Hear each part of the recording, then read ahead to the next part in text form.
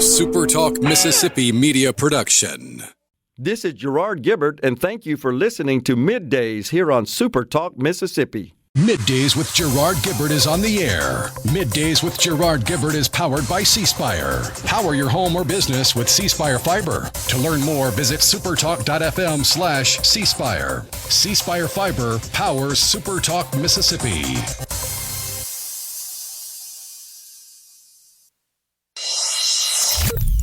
Get ready to go beyond the headlines and join a meaningful conversation with people from around the state. You're listening to MidDays with Gerard Gibert here on SuperTalk Mississippi.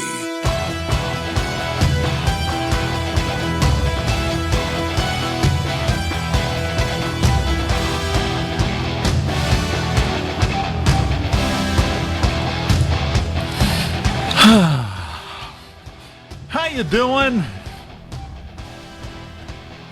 Holy cow, it's Tuesday morning. Hope it's a wonderful day for you and yours and Rhino as well on MidDays on this Tuesday. How you doing this morning, buddy? Howdy.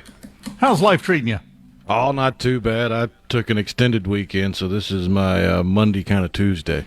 Oh, so you're coming back in today. You did, in a way you did that right because it's an extended weekend. In a way you did it wrong because Monday's the short day.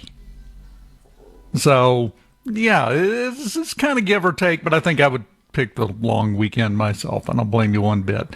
Every weekend should be a long weekend. You know, we keep hearing about 4-day work weeks. Which country was it? It was one country that did it like 6 years ago. They went to 4-day work weeks. Productivity is up. GDP is up. Everything is up in that country after they did that. So, you know, there's evidence that can work. I will race you to see whether or not that happens and get some money down on it. I'm betting no in America. Looks like they tried it a couple times in Iceland to good results, but it never stuck. And then in Valencia, Spain, they had a pilot program in 2023 that also saw great results but didn't stick. Apparently the UK has a consortium of companies that abide by the 4-day work week, but I don't recognize any of these companies. Well, and that's a strike against it because if the UK is doing it, it's probably a horrific idea and we should never consider it. Just in general, judging by everything else they're doing over there, I don't think so. Meanwhile, Elon Musk, about 20 minutes ago, put up a poll on X. Should someone whose biggest claim to fame is climbing trees be running America's space program? And the two options are yes, chimp skills rule, and no, he need more brains. He's referring to Sean Duffy, the transportation secretary, who's the acting director of NASA right now. Duffy, I didn't realize this. He's a 3-time world champion in lumberjack speed climbing. Sean Duffy is.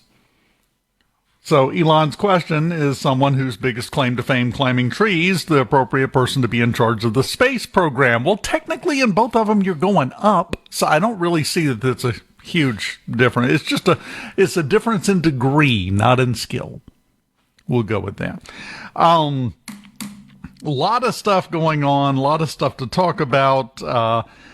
Do want to announce, by the way, you know, a week or two ago, President Trump in a press conference said something about gas headed to $2 a gallon, possibly below.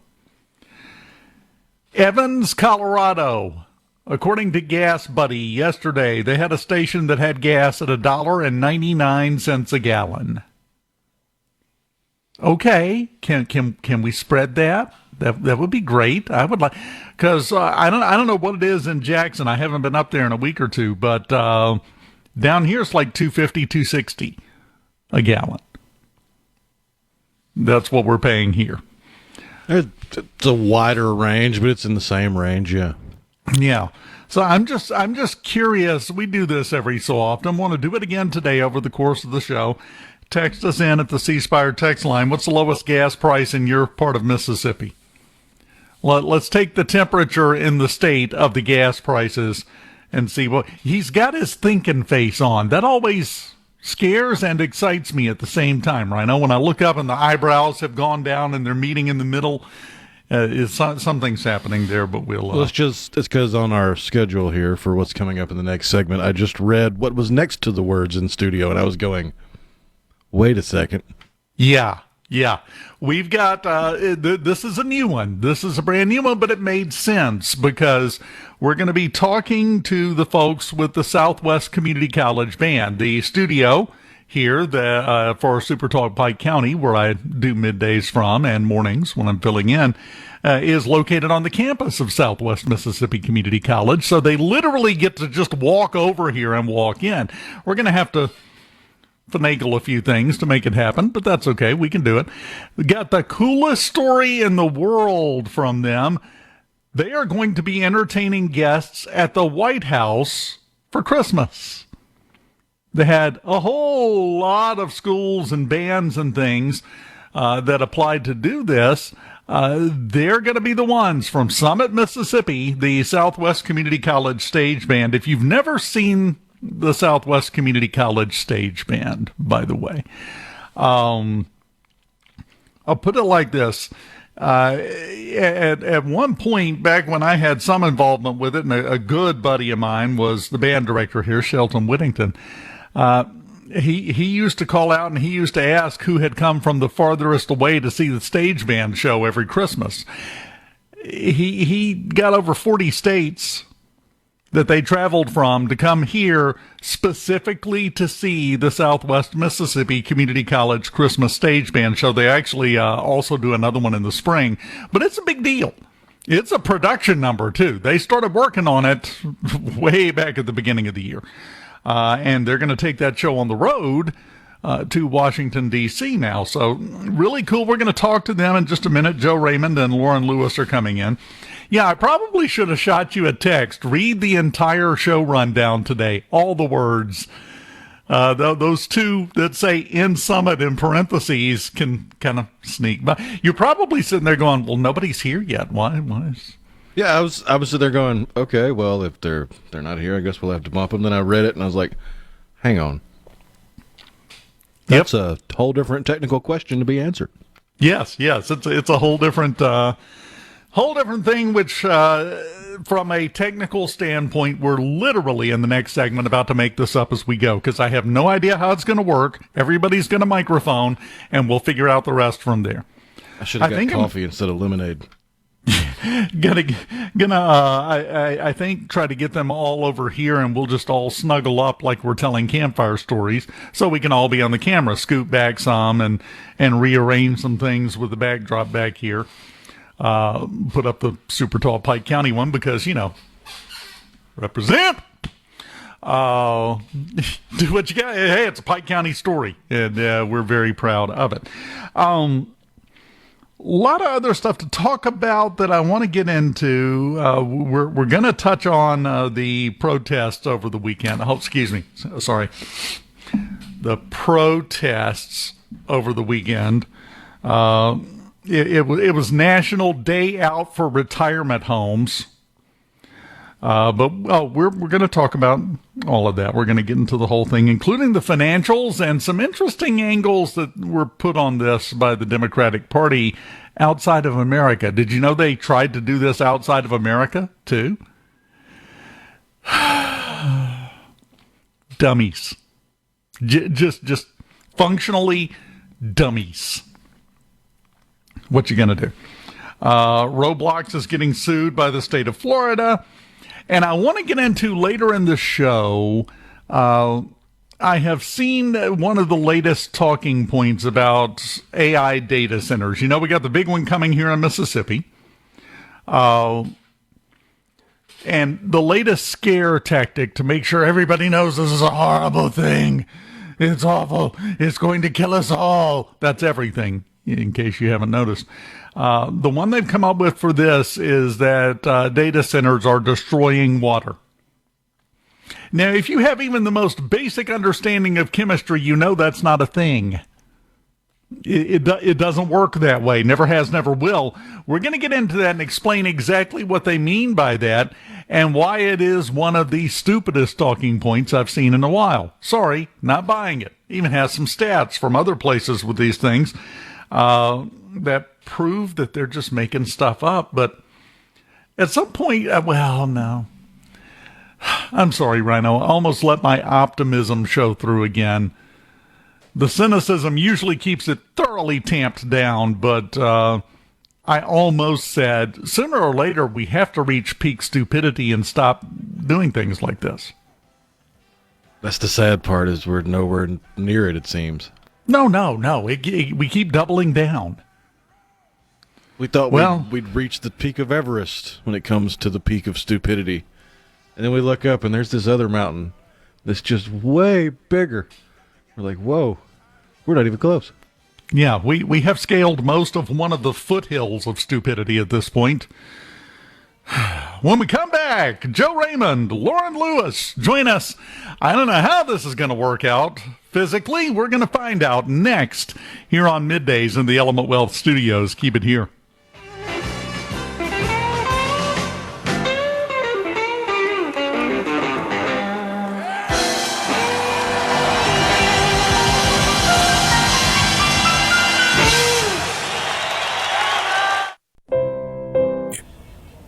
This segment of Middays with Gerard Gibert is brought to you by Covington County Hospital in Collins, where your health matters.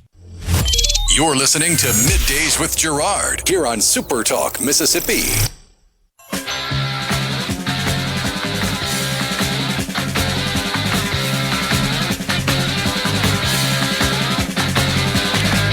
I feel like I'm holding a press conference now. I like this. We're all cozy in here. Welcome back, Middays, in the mobile secondary Element Wealth Studios on the campus of Southwest Mississippi Community College, which is the perfect place to have our two guests. Right to my right here, we've got Lorin Lewis, the director of the Southwest Community College StageBand, and tell you what, let's get that just a little bit over there so they can see your face. I don't know if they want to, but this is me. You don't get a choice. And then on the other end, we've got Joe Raymond down there, band director here at Southwest. How are you today? Hey, we're doing great. Now, we've got you guys here today for something that is really unique and exciting. You guys are going to be performing at the White House, right? That's right, yeah. And it's unique and it's exciting to our students at Southwest, but also just across the state.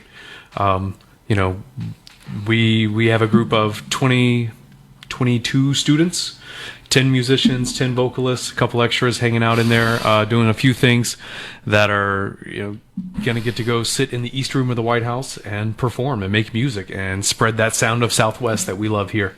Now, is this like a one-day thing? Are you guys going to be there for a while? How's this work? December 17th from 1 to 3. We will be performing in that room. That's not out on the grounds. We're talking inside. You're inside the White We House. are inside. Secret Service is going to love That's having right. 20-something community college students just come flooding through the door. With trombones in hand. That's right. That's even better. Now that I hadn't even thought about that aspect of it, but you're right.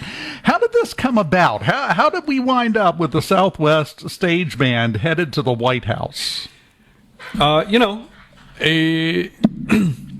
miss 100% of the shots you don't take. So the White House posted on Instagram that they were looking for entertainers for Christmas season. And when Lorin saw that post and she sent me a message, was like, hey, this is crazy, right? I was like, yeah, that's crazy. Push the button. Push the button. Submit now. Well, and you're exactly right, though. You miss all of the shots you don't take, and every once in a while one goes in. And we were chosen out of thousands of applicants. So that's just so cool. We sent in 4 videos of our show, our stage band show, and they were so impressed. And they contacted us and said, we would love to have you come perform. So now let's be clear. How many different schools or bands or whatnot are going to be getting to perform at the White House this year? Do we know? One. Just one. Us. That's it. Wow. because they had from all over the country to choose from, but obviously they do know quality when they see it because they picked us, right? So fill in those time slots that they had. There were a couple different options and a couple different events happening throughout the week before Christmas inside the White House. And my understanding is that most of those positions are all filled by single musicians that just are looking at building their own resume and their own opportunities. But we're the only large scale school group and organization. Isn't that cool? That is fantastic. Southwest Mississippi, down here in Summit, Mississippi. Well, and That's so cool. I'm going to catch grief from my friends that are presidents and other things at other community colleges, but, Southwest is the best community college in the state, right? Absolutely. I like to talk a lot about things that are uniquely Southwest, right? When I'm out talking to students and potential band students to come and join us in the Big Bear Band in the future. And I always talk about the things that are uniquely Southwest that don't exist elsewhere. And the stage band opportunity is right at the top of that. And this chance that we have to bring to these students, surpasses any conversation we've had before about what the stage band does and what it brings to our area. When we bring students in, we walk them into that auditorium, which seats 1,000 people. And we say, imagine this place is going to be full. In fact, last year, Mr. Raymond had to close the doors and lock them, and we had people in line trying to come in. But it will be full for 5 shows. That's 5,000 people that come to this show and watch you perform. We're able to give them the opportunity and the experience to perform live. We're not talking karaoke tracks. They are performing. They do the accompaniment. They do the singing. They do the set. They work on everything. So it's so fun and so exciting to be able to give them that opportunity. Well, it amazes me when I discover that there are people that don't know about the stage band performances at Southwest Community College, because it's been going for a while. It didn't just start. It's been decades that there's been a stage band at Southwest. We celebrated 60 years 2 years ago. Exactly. And it is hugely popular and very well attended every year, like you were talking about. 5,000 people, basically. You got 1,000 seat auditorium and you sell it out 5 times, so to speak, because sell it out's a little bit of a misnomer. But that does bring us to the fact, plane tickets ain't cheap, are they? And it isn't a cheap production. Now, it is Southwest's gift to the community. We don't charge admission, but people are so generous. When they come in that door, they throw money in the box and donate to help us buy the costumes, the lighting, the set, and all of the things that it takes to put on something this big. Music design and arranging, That's licensure. really shocking. That's a bigger expense than some people think, is getting the rights to perform the music. It ain't free, kids. You can't just go swipe what you want off of YouTube. We're watching you. Don't right. do that. But now that's for your regular stage band show. I assume, like I said, plane tickets ain't cheap. You got to get to the White House. That's right. And that's going to take some money too. And what is that bottom line? So we're looking, in addition to our normal show expenditure, we're looking in the $27,000 range to bring 22 students to Washington, D.C. Yeah, we need help.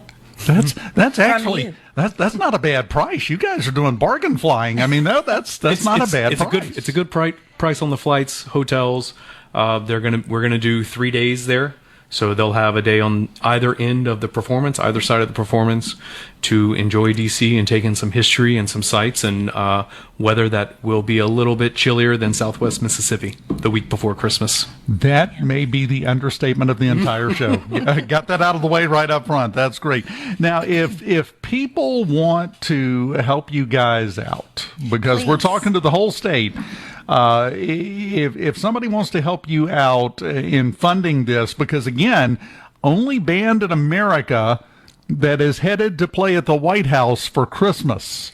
We need help. This is a And unique, these special kids thing. deserve it. They are working so hard to get ready for it, and they are wonderful performers. They really deserve your help, and we would appreciate anything you can give. I think we did the math recently, and to maybe sponsor one student to go. Did we say 500? Yes, Would be a good, if cover. you wanted to cover a student, $500 would be great.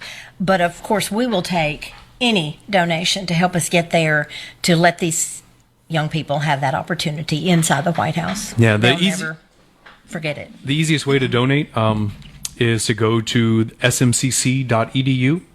And in the top corner there is a link for the SMCC Foundation.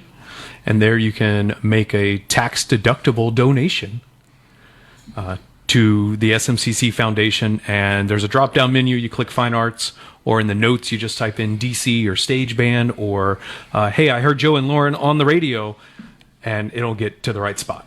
It'll go right where it needs to be, because this is a very unique event, a unique opportunity. This wasn't in the budget. No. No.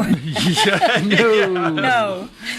There was no way to budget for this, because I don't recall anybody ever making this trip from around here. I've never known of anyone. No. In fact, when we got the email that said we had been invited, we were just shocked. But of course, thrilled, but so shocked. Did you immediately stop to check to make sure it wasn't spam of some kind? Yeah, I think you would have to at that point. But it's a fantastic thing, and you get to go show off not just Southwest Mississippi, but the entire state of Mississippi. That's right. Performing at the White. Now, are there going to be like tours going on while you guys are performing? I think so. I think that's the idea. Is like we're part of that holiday entertainment and just that bigger picture feel of people visiting the White House and groups coming in and out. That is fantastic. I'm not going to ask you to reveal the set list. We'll keep that as a secret. Hopefully there's going to be some video and things like that we can see when you get back. Actually, right? I'll tell you how you can see us in action before we go. We're going to do a little snippet of our show during the StageBand show, which is December 4th, 5, 6, and 7. 2 shows on the 6th. And we're going to let you see some of the things that we're going to be performing in the White House, in those costumes and as it's going to be. So. Yeah. So in the StageBand show that we're performing in December here on campus at Southwest, that's about an hour, 15 minutes worth of music. And then for this DC set, those same students are learning an additional hour's worth of music. Think of those rehearsals. In addition to the SMCC choir concert that's happening on November 3rd. These two will the also band students that are doing football games and these two will also take donations of pain relievers. Absolutely. Just whatever you got. Joe, Raymond, Lorin, Lewis, enjoyed it. Thank you so much. Congratulations. You're doing a great job representing Mississippi. Hey, thank you so much, sir. I appreciate you. Anytime. We will continue in the Element Well studio, the other Element Well studio on Midday. Middays with Gerard Gibert. Let's do this. On SuperTalk, Mississippi. Let's go.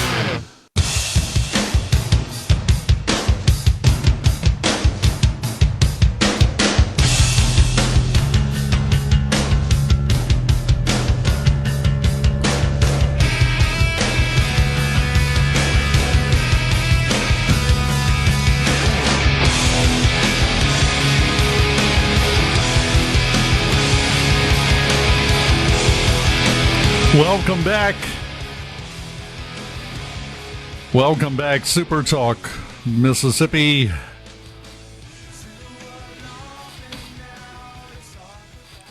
Let's see here. Do we have, okay, suddenly I'm not getting anything in my ear. That's comforting, and that's putting it mildly. I don't know what has happened because nothing changed. Can you hear me, Rhino? I can hear you. Can you hear me? I can hear you, so we're good. I'll just pretend I'm not talking, and everything will work out great. We'll figure that out later.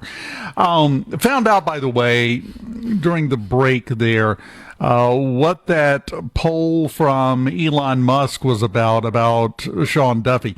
Apparently, Duffy is pushing in the Senate to have NASA just folded into the Department of Transportation. And no longer be a separate agency, just be a part of the Department of Transportation. Elon, not a fan for whatever reason. So, yeah, that's where that came from. So keep an eye out for that drama. We have no shortage of drama, do we?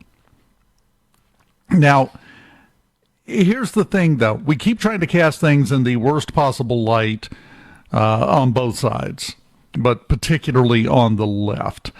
I don't know if you saw this, what happened with the text messages back and forth between the Huffington Post reporter, the HuffPost reporter, S.V. Date, and Caroline Leavitt, the White House press secretary. Date apparently texted her and asked, are you aware of the significance of Budapest when it comes to Russia and Ukraine, and what a bad choice this is? Who was responsible for choosing Budapest? Caroline Leavitt texted back, your mom did. I did indeed, by the way, vote for this. The reporter then, who is a very extremely left-leaning reporter, works at the HuffPost, I'm repeating myself, then came out and said that he also texted the director of White House communications, who made this decision, who picked Budapest, and the director of communications texted back, your mom. Rhino, that should be our answer to everything moving forward. Who did this? Your mom. I mean, it's coming out of the White House. That makes it an official type of response now, doesn't it? Isn't the communications director the guy that looks like Oddjob? That's exactly the communications director. That just makes it even funnier. Yes. Picture him physically standing in front of you with a straight face going, your mom. Because that's basically what happened to this reporter, who is now furious, desperately looking for some sort of gotcha element. But this is how you diffuse that. It shows how unplugged I was over the weekend. I saw the story, but because of the name, I didn't recognize the name as being a journalist. I thought it was some sort of interpersonal spat between the reporter and the comms director, or the reporter and Leavitt, and I was just waiting for the rest of the story to come out. It's like, oh, well, this was a relationship that turned sour. No, it's just his name. It's business as usual. The exact text he sent, Caroline Leavitt actually posted a screenshot of the text messages. Full transparency here. The reporter texted her, is the president aware of the significance of Budapest? In 1994, Russia promised in Budapest not to invade Ukraine if it gave up the nuclear weapons it inherited when the Soviet Union dissolved. Does he not see why Ukraine might object to that site? Who suggested Budapest? Thanks. And she replied, your mom did. He said, is this funny to you? And she said, it's funny to me that you actually consider yourself a journalist. You're a far-left hack who nobody takes seriously, including your colleagues in the media. They just don't tell you that to your face. Stop texting me your disingenuous, biased, and, she used the word, BS questions. That's the full context of this story. But see, here's the thing. When they're coming after you for a gotcha, something to own those nasty MAGA Republicans in the article I'm going to write, I'm going to own them. I'm going to show everybody how horrible they are, which is the 24/7 motivation of everybody on the left right now. You don't give them what they're looking for. You don't give them anything, because it didn't matter what she said. This reporter was going to twist it. Instead, she just said, your mom did. That became the story and completely let the air out of the balloon he was desperately trying to inflate. That is a masterclass in how to handle this kind of thing. Extremely well done. And encouraging to see it happen.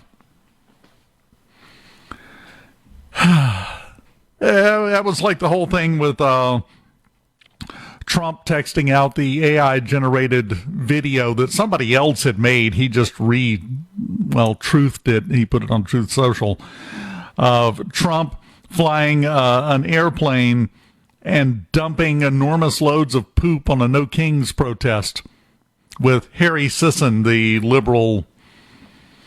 I don't want to use the term influencer because there's not a lot of influence there. But, you have that sent out. Sisson has now filed a request and is filing a lawsuit about it to get it taken down. Said, he posted on X, would somebody please ask the president why he would do this? J.D. Vance replied and said, I'll ask him for you. And then about an hour later posted one of President Trump being crowned the king. You can't play their game. Their game is to ask what on the surface looks like a serious question, but in fact is just a fishing expedition for more gotchas that can be twisted to use against the administration. That's the game. Instead, you take a sharp left turn, give them zero respect, and move on with life. Say, here, do something with that. So all the squawking now is about the White House press secretary telling somebody your mom did, instead of Budapest, this is horrible, this is going to create...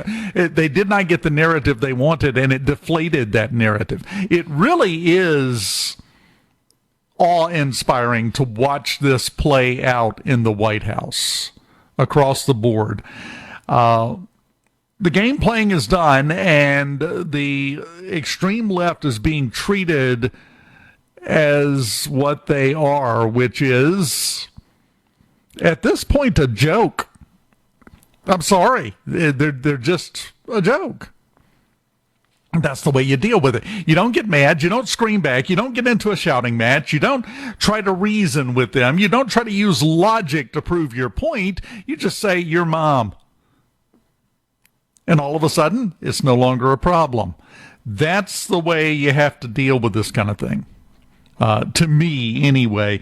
And it really is, it warms the cockles of my cold, dead Gen X heart. Because, well, if there's one thing Gen X knows, it's acidic sarcasm. And, well, also your mom jokes, to be honest. And it's great to see it being played out on the national stage. And might I add, just as a fun aside, seems to be working so far. So, good job. Keep it up. Gotta love the sarcasm. Have you ever given that reply to anybody, Rhino? Not in a long time. That was a pretty common, like, playground, back of the school bus, field trip kind of argument, debate, tactic. Well, and that's the thing. You have a White House and an administration that is taking childish attempts to start a fight and treating the people doing it like the children they're acting like.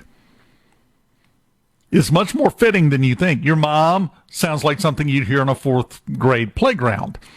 Well, if that's the game you want to play, that's what we're going to play. See, you're actually telling me nobody in your professional career with SuperTalk or anywhere else has asked you a stupid question and you didn't say your mom? No. Okay. I was just making sure. Nothing wrong with that. That's actually the respectable way to go. It's just that some people don't deserve any more respect than that, and they prove it on a daily basis. I'm still going to start using it. I thought it had kind of died off. Oh, no, we're going back to your mom. Could be some interesting interviews in the future, now that I think about it. Your mom.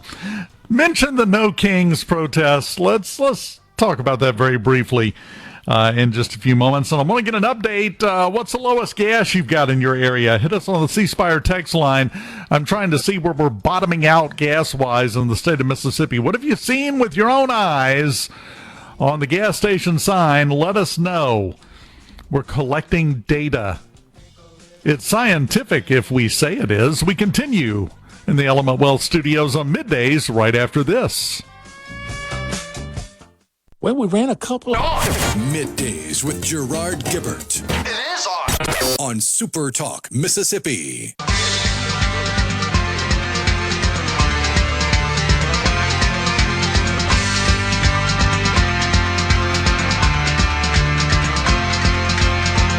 feel a hot wind on my shoulder and the touch of the world that that is older. I turn the switch and check the number. I leave it on when in bed I slumber.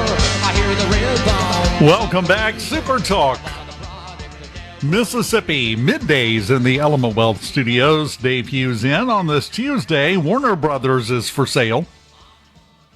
There's been rumors of that, and now they have come out themselves and say they are considering offers for Warner Brothers Discovery, which includes CNN. Depends entirely on who buys it as to what happens to the old communist news network moving forward after the sale, but it'll be a while. That will, you know, you're looking at like 2027, 2028 before anything actually went through and was approved and finalized and everything else. But, you know, we just had the sale of Paramount, which included CBS. They brought in somebody new to run CBS News, and they have come in and said, no, we're going to start treating every story unbiased, just right down the middle, just the facts, no more slants on things. And everyone is in a panic over there as the unwinding of what we have gone through culturally for the last decade continues. And I still haven't seen any sign of that really slowing down yet, Rhino. We are slowly weeding the flower bed of our society, and it's a good thing to see. The one thing I worry about, we do need fair and balanced. We need just the facts. We need just right down the middle. Whatever happened, let's say there's a I don't know, a grain elevator explosion. We don't need to hear about climate change. We don't need to hear about immigrants, illegal or otherwise, involved. It blew up. Anyone hurt? What's this going to do for the price of my bread? And we move on. That's what I think a lot of people are craving, and they're not getting anymore. Haven't gotten it for a while because punditry has become big business. I mean, unless I'm looking at it wrong, Rhino, I think it's a move in the right direction, and I think it's accelerating. Yeah, it just seems a little silly when the pushback on the new boss asked, can you explain what you do here in a few short paragraphs, perhaps a page, if you will. And the union lost their mind. How dare you ask these people what their jobs are? I cannot believe you would be so insensitive. I'm just trying to think of who would be big enough to buy Warner Brothers. I know. It's got like a $45 billion valuation. So I think we can safely cross both you and I off the list. We're not going to be buying it. Well, I mean, just look at the intellectual properties that they have the rights to. They've got, what, the DC universe, which that's Batman and Superman and Wonder Woman and The Flash and all that. They've got the Harry Potter franchise. I think they've got Game of Thrones and all those spin-offs that have been planned and canceled and planned again. Yeah, because that was through HBO, wasn't it? Which is a part of Warner Brothers Discovery. Lord of the Rings. They've got Hanna-Barbera and Looney Tunes if they've got CNN. So that's a whole bunch of stuff. Would Netflix buy them? That's one of the few that I think would be able to raise the capital to do it. I just don't know if there's interest. That's going to be the first part of this whole process, is to see who's interested in that. And then it's going to have to get approved. I don't know that with a company this big that they're going to be able to sell a consolidation with another major, entertainment company, just bringing all of that into the fold. Sooner or later, you have to stop the rush to everything being one enormous company, and that's it. We learned that lesson, I would think, but I know we didn't, yesterday when Amazon Web Services went down and approximately 60% of the internet quit working because all of the eggs are in one basket. Has there ever been a time in history on planet Earth where putting all the eggs in one basket wound up being the smart move? I can't think of one. Off the top of my head, I can't think of any. I mean, we had a problem. We had a problem yesterday with that outage. There is a company called 8 Sleep, I think it is. they sell internet-connected beds because that's a thing you obviously have to have, Rhino. I don't know how you're getting any rest at all with your bed not being hooked into the internet. So that's what they sell. Well, the beds went down, and the CEO put out a post lamenting the fact that none of their customers got any sleep last night. And I'm like, well, why? What did it do? Just shock them? Did it throw them out onto the floor? You can, no matter how good something is, have too much of a good thing. And there's arguments to be made whether or not it's even a good thing, to be honest with you. Speaking of which, things can go too far. And coming up after news from Fox News and SuperTalk Mississippi News, we're going to talk to a gentleman who knows a lot about that. George Malvaney. He's done a lot of good stuff. He was also in the KKK. So, potato. Yin and yang involved there. And he's got a great perspective on the current push toward politically motivated violence, as you might expect. And we're going to talk to him about that next on... Of Middays with Gerard Gibert is brought to you by the Mississippi Business Journal. Visit msbusinessjournal.com. Scott Coopwood, publisher and president. And now, the talk that keeps Mississippi talking. That's what I like to listen to. You're listening to Middays with Gerard Gibert here on SuperTalk Mississippi.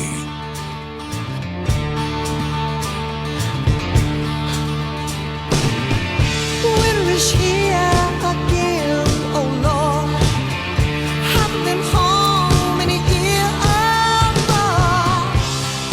I hope she holds on a little longer. Welcome back, hour number 2 of Middays in the Element Wealth Studios. Dave Hughes here. And got a gentleman here. I enjoyed talking to him. He may not remember it, but when his book came out back in 2018, I interviewed him here on Super Talk. George Malvaney joins us. How you doing today, sir? Doing great, Dave, and I do remember that. I think it was at Nandy's Candy where we were broadcasting from. Yeah, that's exactly right. Right up there next to the front window. That's right. And both of us having trouble talking because we were salivating looking at the candy. That's the problem with doing a broadcast from there. You're hungry the entire time.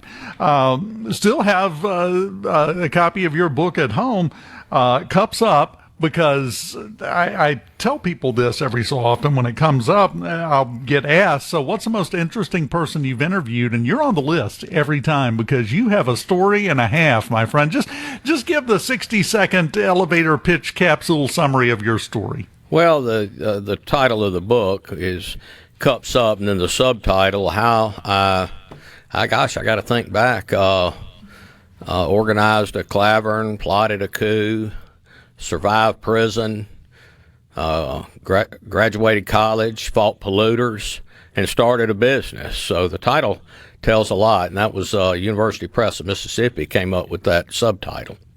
Well, and it's very descriptive, and if that doesn't get your attention, you might need to seek medical attention. Your pulse may be wavering on you because it's a story that has a little bit of everything, but it gives you, I'm pretty confident in saying, a unique perspective on what's going on societally right now in America, with the conversation turning to violence, turning to rhetoric that leads to violence and promotes violence.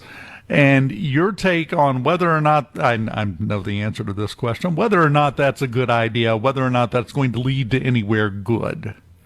Well, what I have said in my op-ed I recently did for USA Today is going to lead to prison. The people that the Tyler Robinsons of the world and others, the only thing, the change you're going to bring about is a change in your own lifestyle, and you're going to end up in prison if you commit violence such as that for political reason. And that's why I've put the op-ed out. Maybe there's some folks here and there that are contemplating it that haven't yet made that jump, and I want them to know it's a terrible place. It's going to lead nowhere but an 8x10 cell, and possibly for the rest of their life. Well, you have a really good perspective based on experience on this topic. My question to you is, what leads someone down that path? What leads from someone waking up and watching bad TV and going to work and, having a sandwich to getting in the position where you're trying to hurt and or kill other people for a cause? How do you make that journey? How does that happen? Well, it's all part of the radicalization process, and it often starts with listening to the wrong voices, being influenced by the wrong people or the wrong types of people that are promoting political activism and through violence.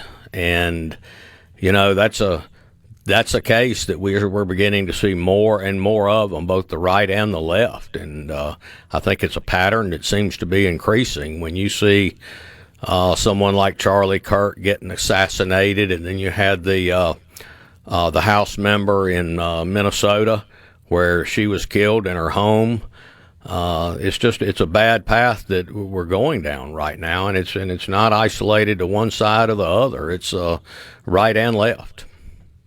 And that, I think, is what's most disturbing, because if it was just, in one direction, that would be one thing, but it kind of feeds off of itself when everybody is engaging in this kind of talk and this kind of action, doesn't it? Absolutely it does. And, that's what you could see now is are we going to see copycat killings? Are you going to see revenge? People trying to get revenge for either one or the other. And that's a bad path we're on. And, you see so many that are in their youth. And I can remember way back in mine when I was 19, 20 years old, and I was on that radical path. It's hard for me at this point in time in my life to see just what led me down it. It's just hard to make sense of it and reason with it at this point in time. But it's just something that so many that think they're going to effectuate change through violence, and they're tend to go down that path. And it's a wrong path. It's a bad path. And at the end of the day, they're not going to accomplish anything.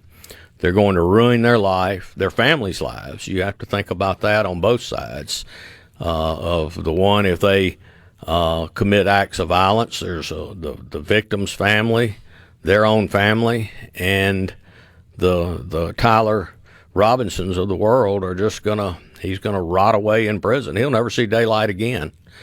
And those are the kind of people I'm trying to get to and get a message to. Don't do it. Well, and the thing is, people, I think, have a misconception.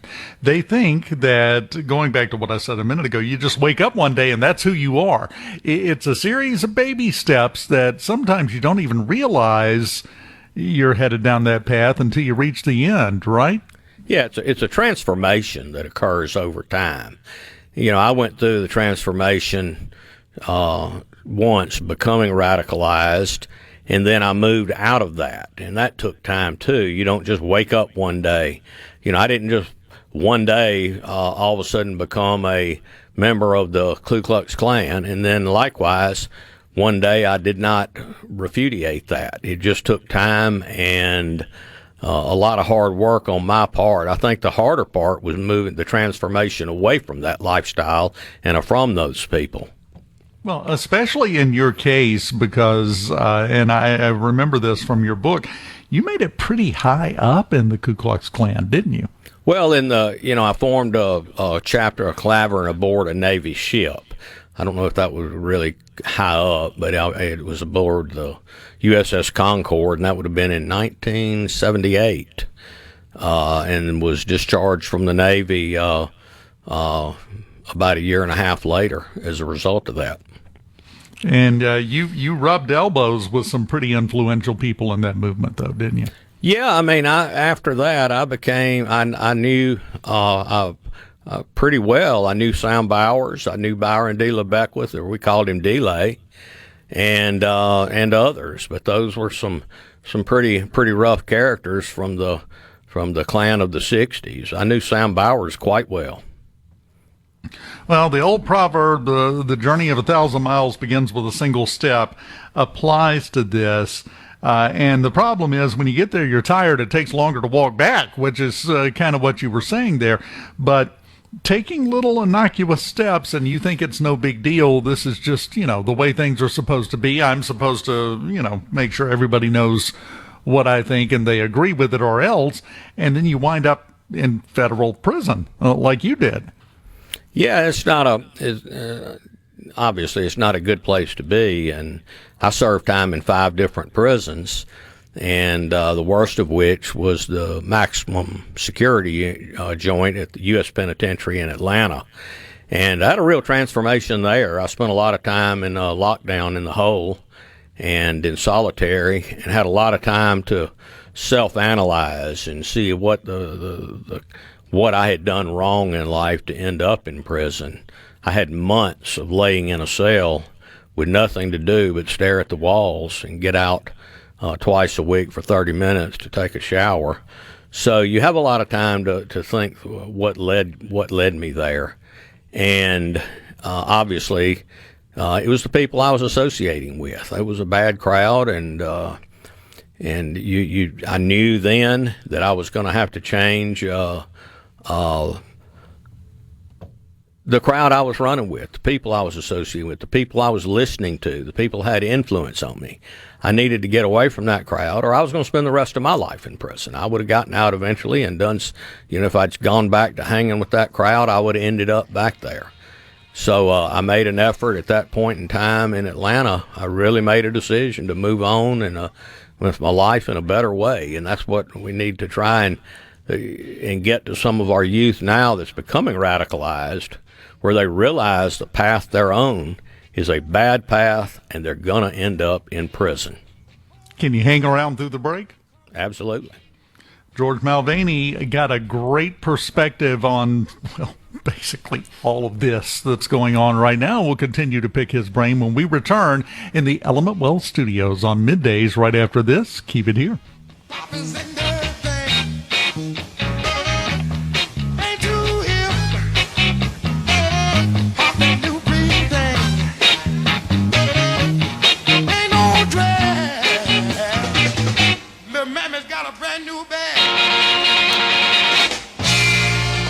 Hey, this is Bob. Are we going to do this? Middays with Gerard Gibert. Keep rolling. 3, 2, 1. On SuperTalk, Mississippi.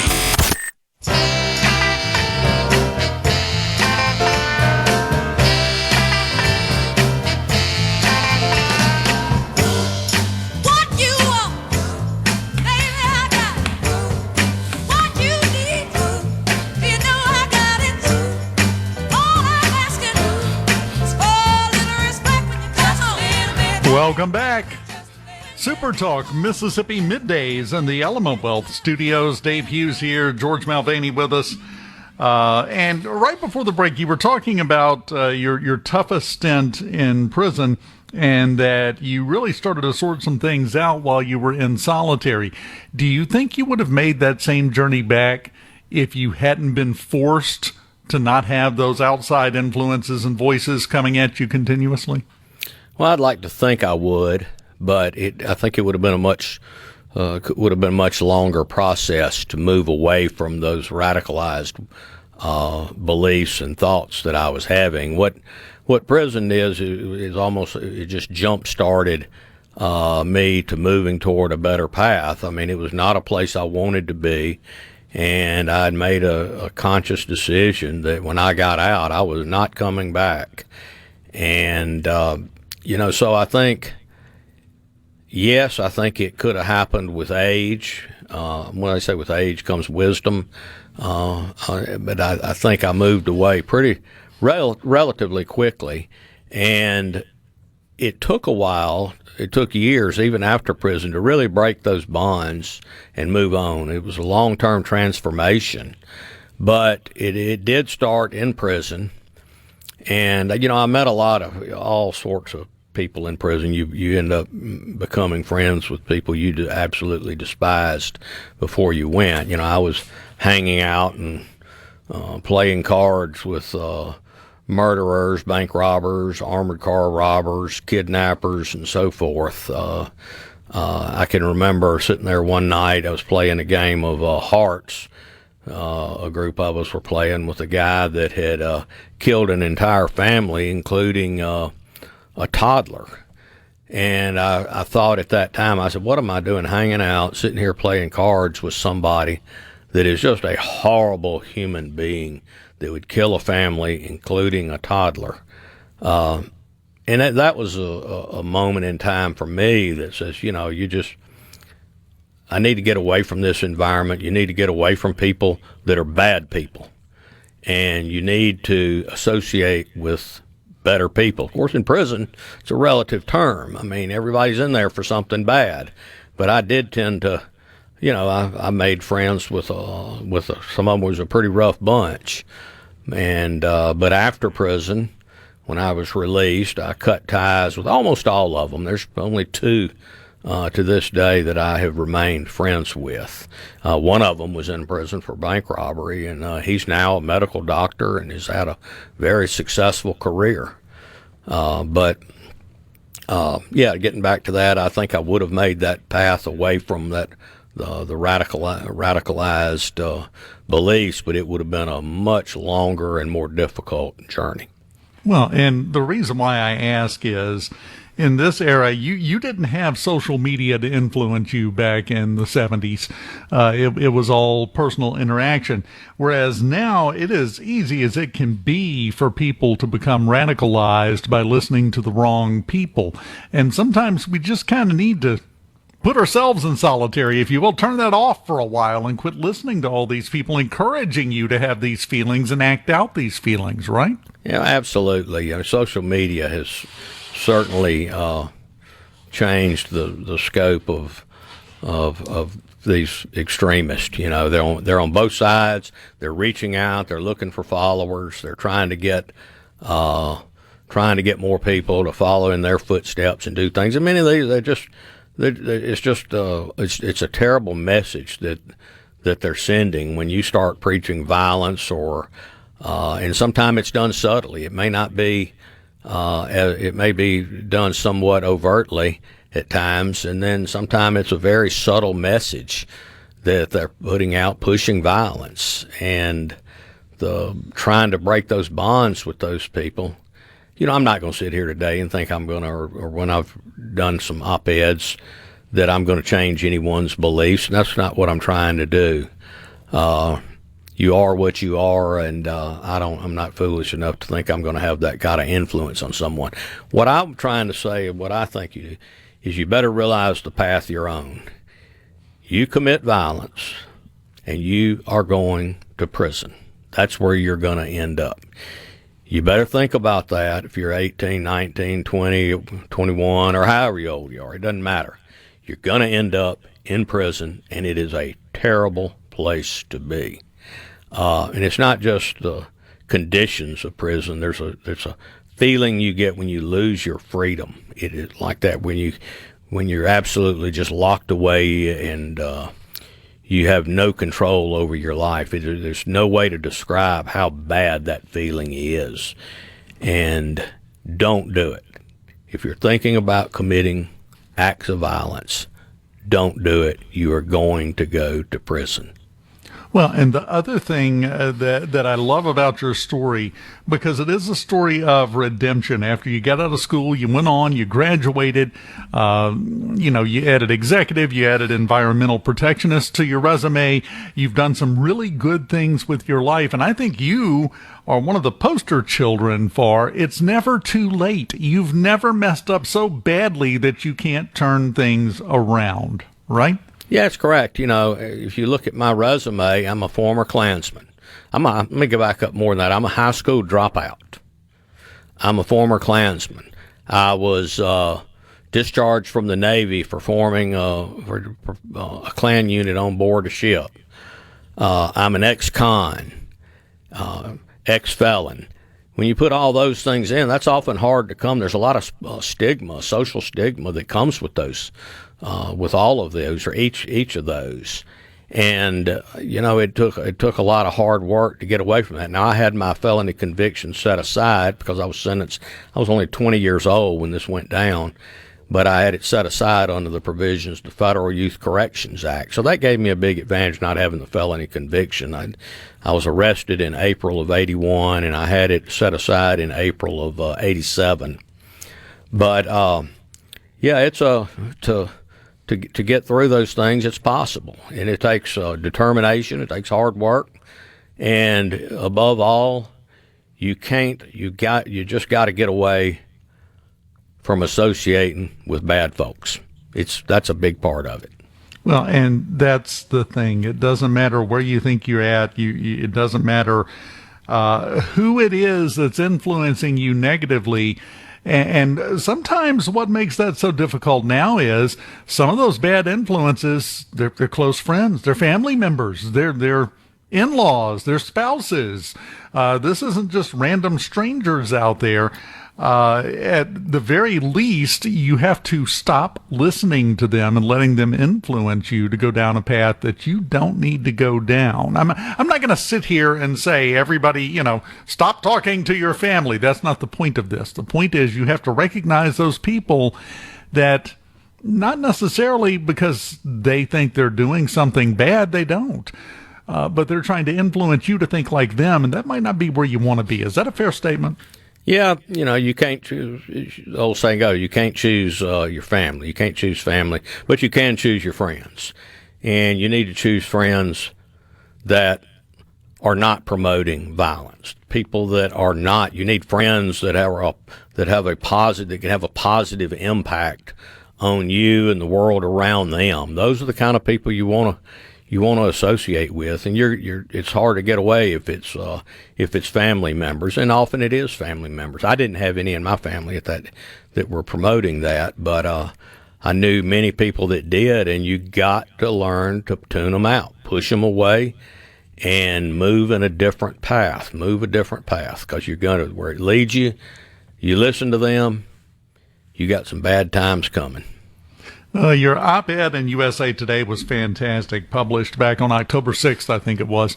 And go look it up. Go search it up and read it for yourself, because it's a really good message coming from someone who has been there. Like I said, you've got a lot of authority to speak on this particular subject, and it's not about saving anyone, George. It's about giving people something to think about in regards to themselves and what direction they want to move their life toward, because that's all. When you get right down to it, that's all you can do is at least give them a starting place. Give them that one day in solitary and let them work from there, right?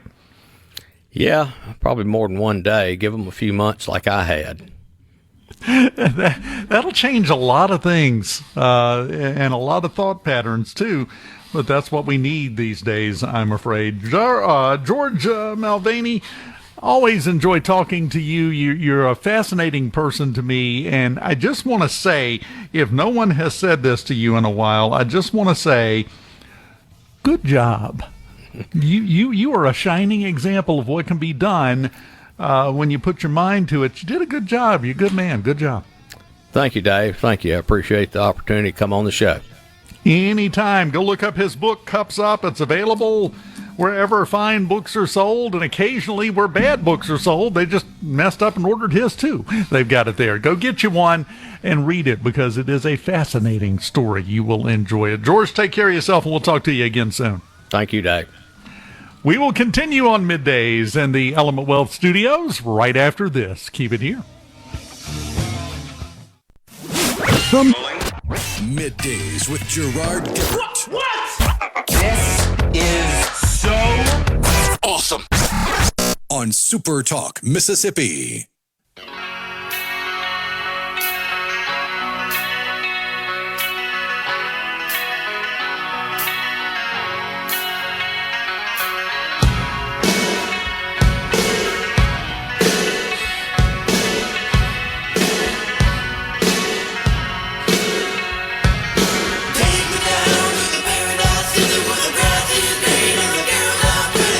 I want you, please take me home. I'm sorry, Paradise City is closed. The blue-haired radical out front should have told you. Welcome back. SuperTalk Mississippi Middays on a Tuesday morning. The Element Wealth Studios rockin'. Go to myelementwealth.com or call 601-957-6006 to let Element Wealth help you find your balance between income, growth, and guarantees. Rhino, the No Kings fiasco. And I use that term very specifically. Did you see the funding report that came out? I saw that it came out, and I started reading through it and immediately got bored. The grand total, that's all I'm interested in. $294 million from multiple sources was spent on that hoo-ha-ery that happened on Saturday all over the place. $294 million, over a quarter of $1 billion spent on those. Now, they held them in other countries too. There's a group called Democrats Abroad. They put out a notice that they were calling them no tyrants protests overseas so as not to offend the monarchy, which, if you think about it, is absolutely hysterical and perfectly illustrates why this was a stupid idea to begin with. However, I did some research, and I'm very proud to report that they did have an effect, as you may have heard. Today is the 91,054th day that America has not had a king. So good job. Accomplished your goal.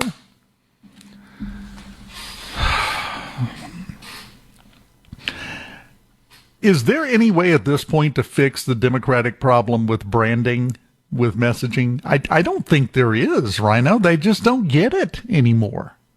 Yeah, they're too beholden to the radical wing of their party to really get anything of note accomplished, it seems. Well, and they keep hitting the wrong notes, and they keep sending the wrong message in the wrong way to the wrong people.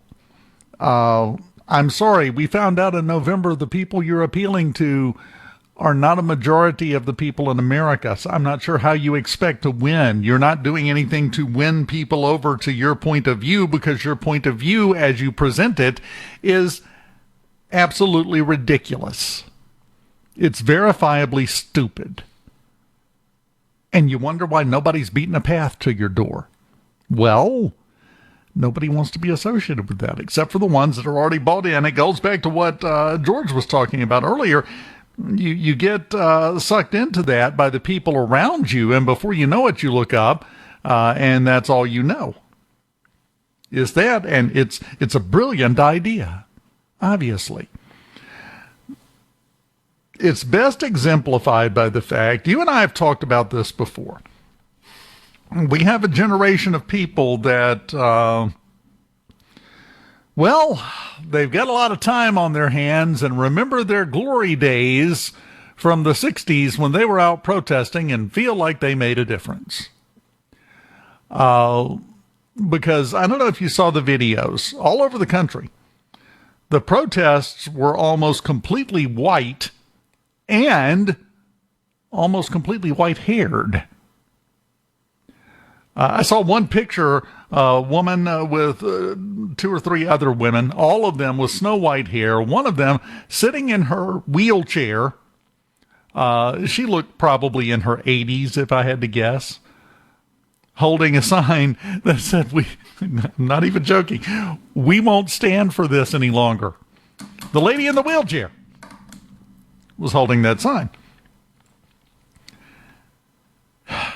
How do I put this in a way that it's not going to cause a problem? Oh, right, there isn't one. In about 20 years, we're going to see a major political shift in America.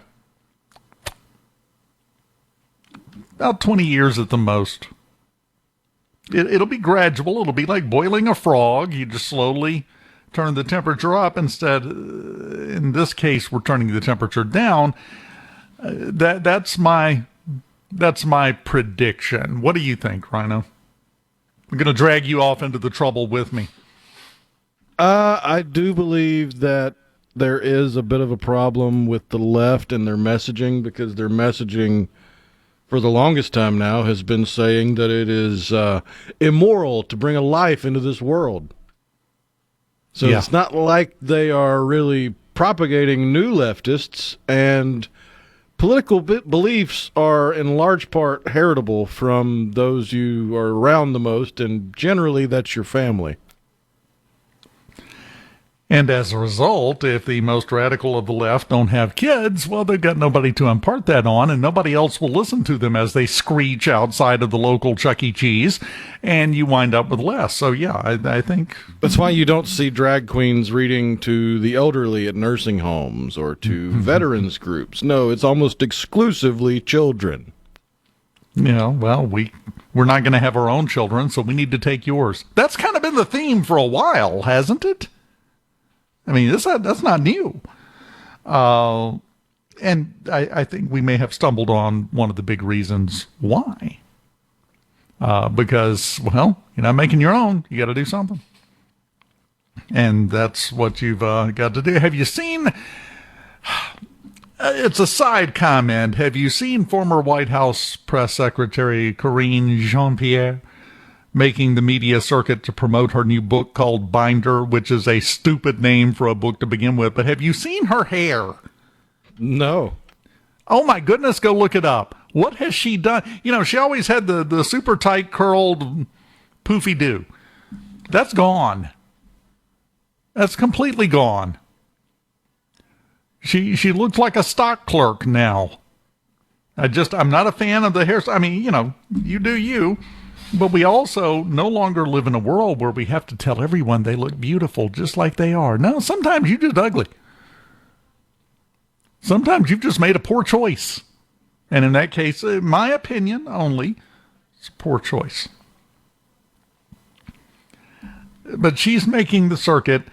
She got into it with, of all people, Stephen Colbert. She was on the Colbert show to push this book because nobody will hire her. Nobody will give her a job. So she's just casting about, desperately trying to get people to buy this ridiculous, I'm sure, shill of a book. Her book is probably more of a shill fest than Kamala's book was. She gets on there, and Stephen Colbert starts talking about President Biden and how the handoff went between him and Kamala as the candidate and the problems with Biden. And he mentioned something, one of the talking points is floating around about how President Trump has talked to the American people much more than President Biden ever did. Oh, and she got defensive. I've seen her on 2 or 3 different interviews. No, you're misconstruing that. You're obviously not up to date on the facts. President Biden talked to the public in America every day. He was out there every day talking to people. We did that every day in the White House. I don't know where you're getting that President Trump talks to the people more. President Trump's walking down the road and stops and has a 20-minute press conference just because, well, I didn't want to be on time anyway. He's talking 2, 3, 4 times a day some days. And Biden had, 4 official press conferences for his entire presidency? It was some ridiculously low number like that. She is still shilling. She is still pushing the idea that President Biden was mentally fit. And to his credit, Colbert pushed back on her. I want to make sure we get the right nuance on that. That does not mean that suddenly Stephen Colbert has developed sense. Not saying that. What this illustrates is just how on the outs Karine Jean-Pierre is with the leftists in America. They're not putting up with her nonsense. They're not buying into it. She's fighting against left-leaning people now because this is the only label you could give Stephen Colbert. Come on. And they got into a little back and forth. And she refused to give up her ground. I mean, in a way, good for her. It's admirable. You know, if you're going to be stupid, be completely stupid. Just embedded in concrete. Let the stupidness, last, which she appears to have done. But I just find it fascinating as we continue to watch the people on the left turn around and, eat each other, basically. I also, on a side note, maybe not directly, but it was a hoped-for outcome, I also voted for that. Because it's fun to watch. We continue final segment of hour number 2 of Middays in the Element Wealth Studios up next on SuperTalk Mississippi.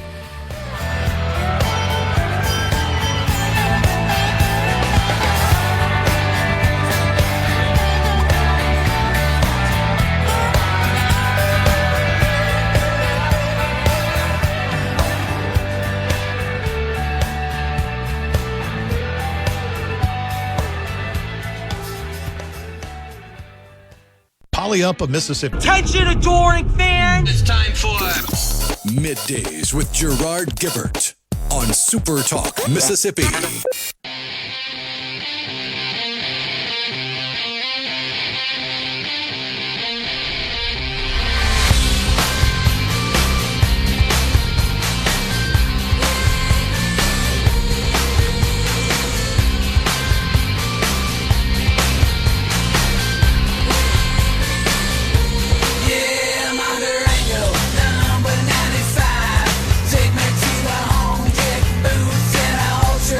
Welcome back.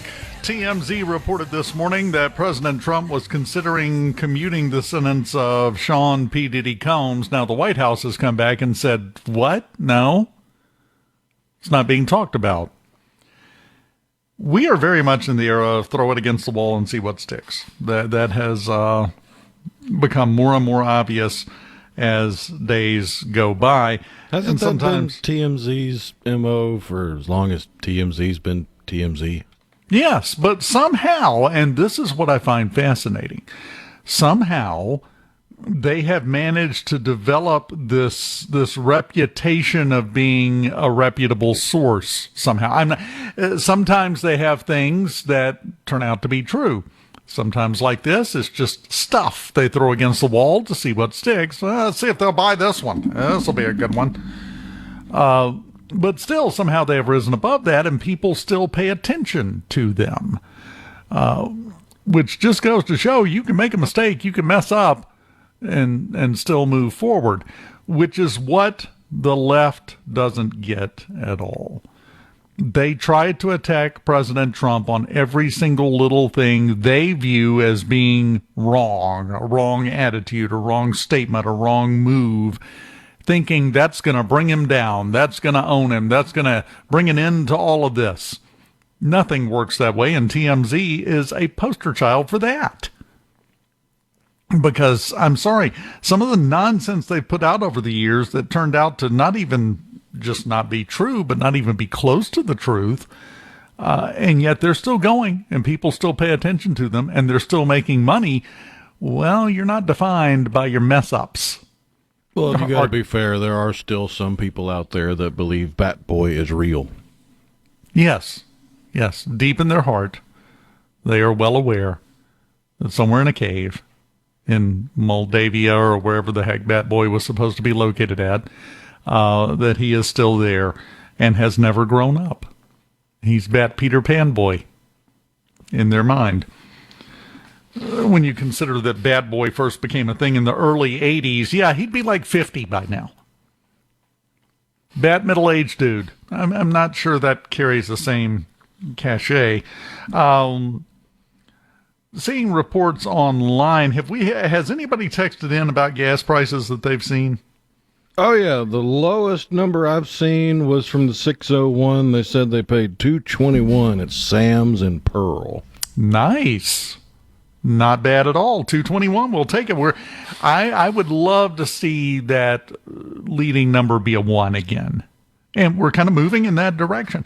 Gas prices, I would like to point out, are currently at the lowest they have been since 2020 when President Trump left office. So we continue to unwind the damage that was done by the Biden administration over a 4-year period of nonsensical pronouncements, executive orders, and legislative priorities. I talk about it all the time.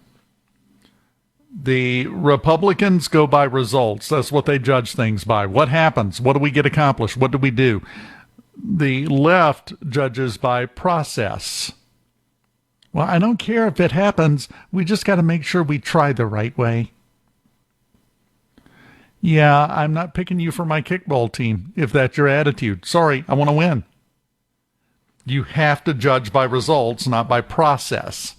And that, to me, is one of the clearest divisions between the two sides. One focuses on results, because I'm sorry, back to the start of the show, when the White House press secretary responds to an obviously liberal hack journalist by saying, your mom, they're not wrapped up in the process. They're not hung up on making sure they use exactly the right words at the right time to make sure no one's feelings get hurt. They don't care. They're trying to get things done. There are some life lessons there for life in general. You have to be focused on results, not process. Process can help get you there. It can also keep you from getting there. So you got to make sure your process aligns with the result you're trying to achieve. You can't just be all process and hope it turns out okay. It'll be great. Yeah, no, never is. Never is. The Attorney General down in Florida has announced that they are suing Roblox, the game platform, because it is a breeding ground of everything from pedophilia on up. It's about time. We're going to see more of those kind of actions moving forward in the future. I have no doubt. When we come back after Fox News and SuperTalk Mississippi News, AI is destroying all the water. If that sounds stupid, congratulations, you're paying attention. We'll explain what's going on with that when we return here on Middays in the Element Wealth Studios, SuperTalk Mississippi.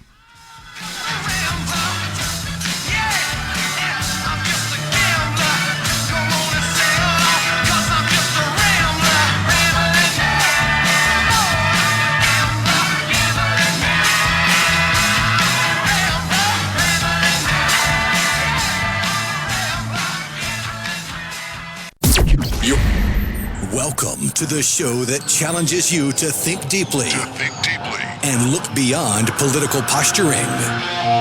You're listening to Middays with Gerard Gibert here on SuperTalk Mississippi.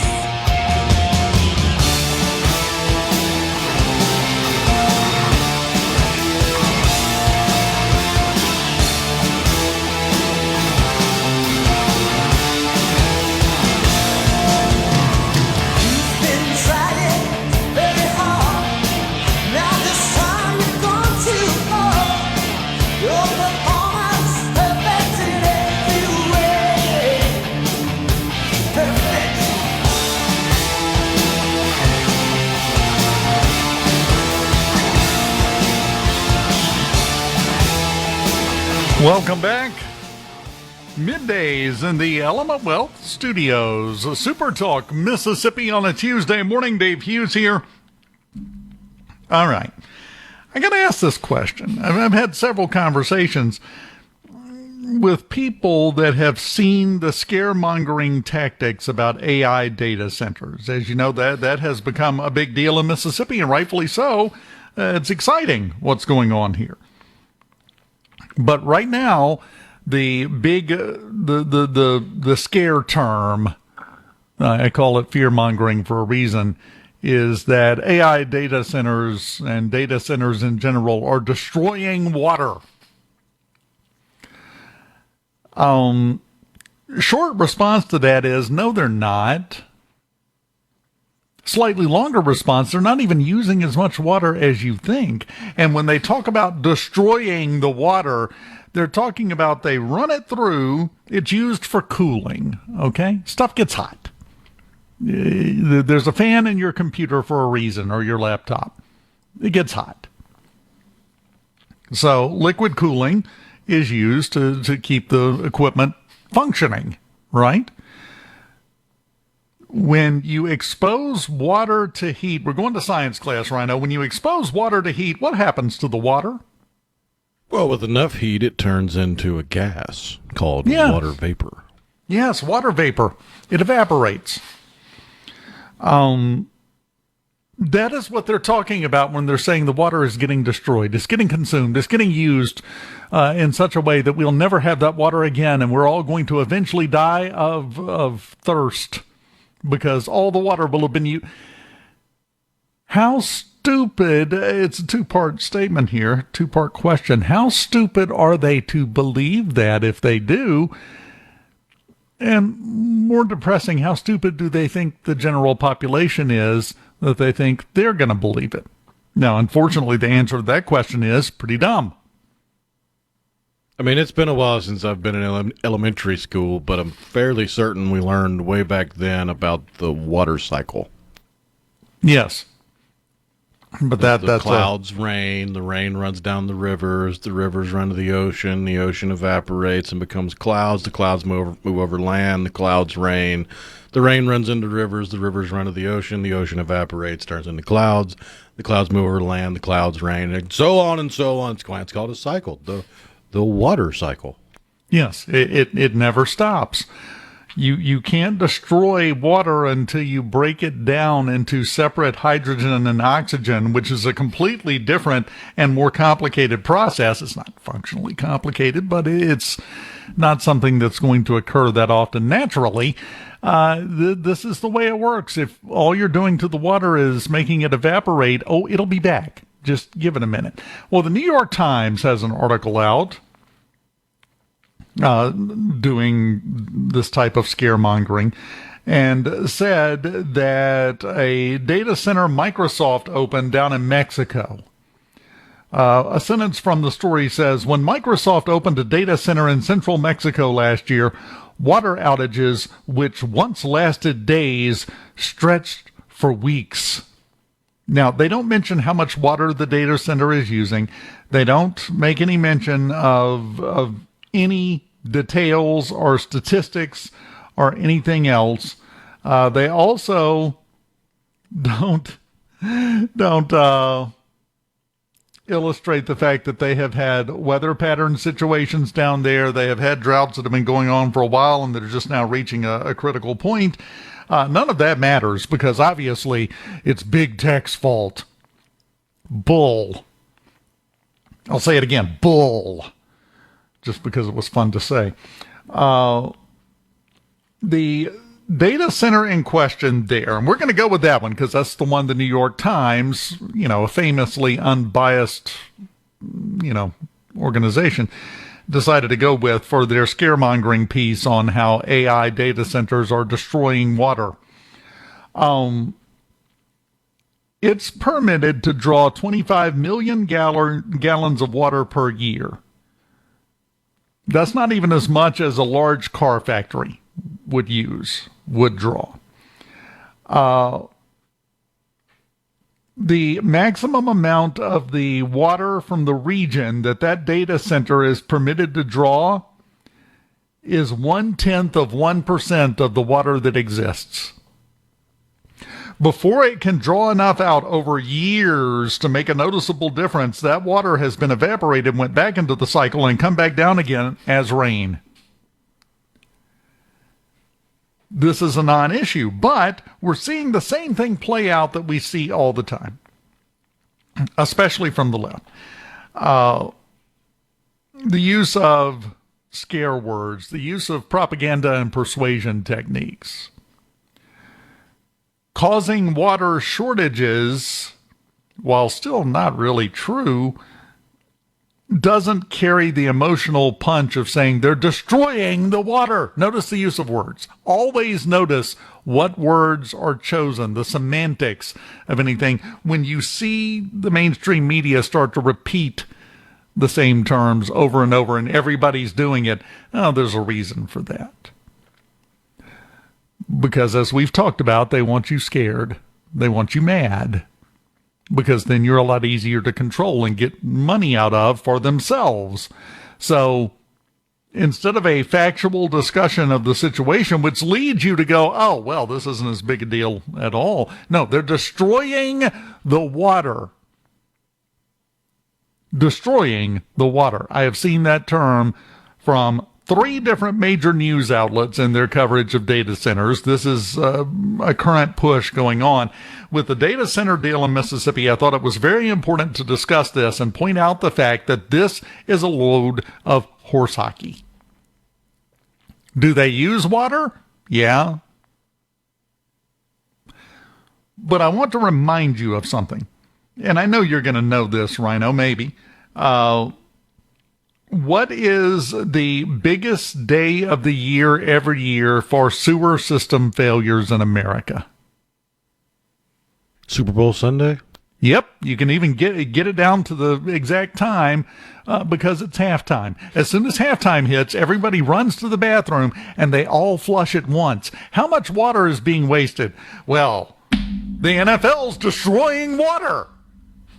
If we go by the current way of discussing this, that's the way it should be talked about, right? Look how much they're using all at once. That's horrible. No. You never hear that, do you? Because it's not useful. Because the left can't put money in their pocket from your pocket after they get you all worked up about it.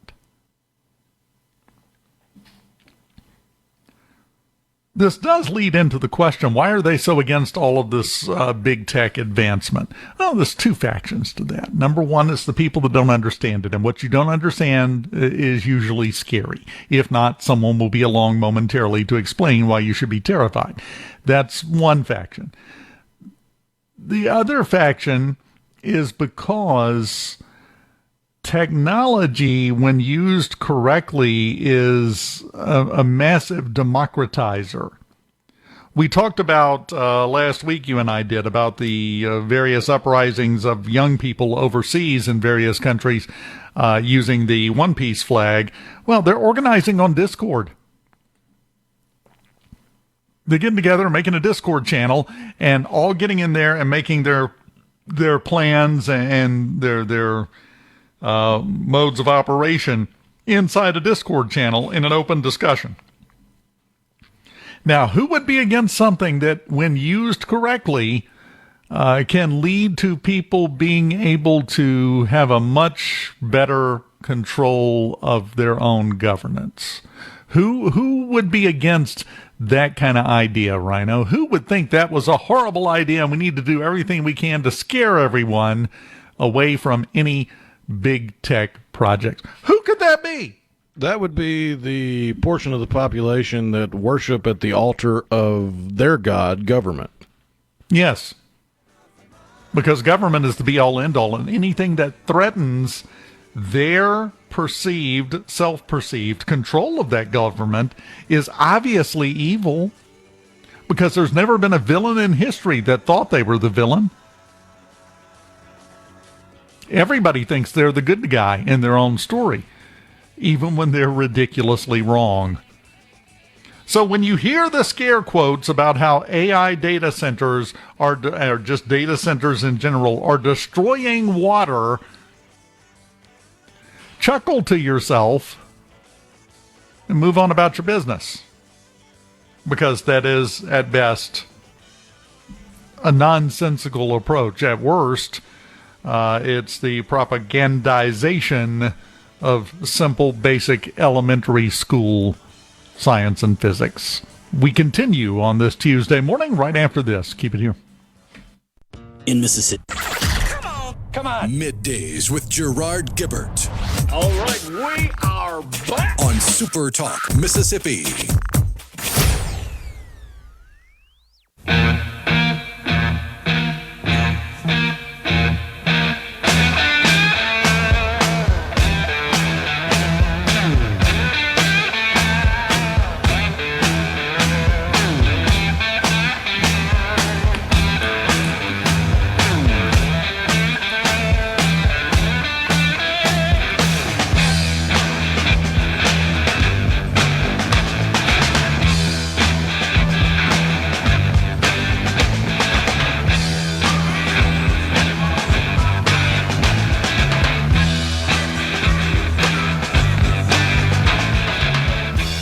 Welcome back, Super Talk, Mississippi.